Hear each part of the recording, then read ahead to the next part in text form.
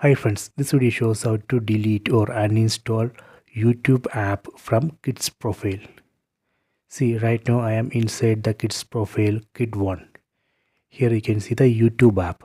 So I am going to delete this YouTube app from this kids profile. Select YouTube app icon, then press and hold select button on the remote. Press and hold, select remove. Done. So this way we can easily delete YouTube app from kids profile.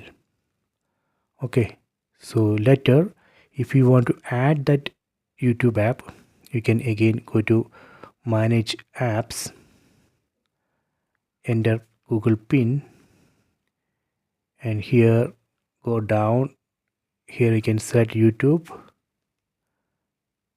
and then select allow. Done. Then go to home screen. See, this way you can get it back. So please try this. I hope you have enjoyed this video. Please subscribe this channel. Please like and share the video.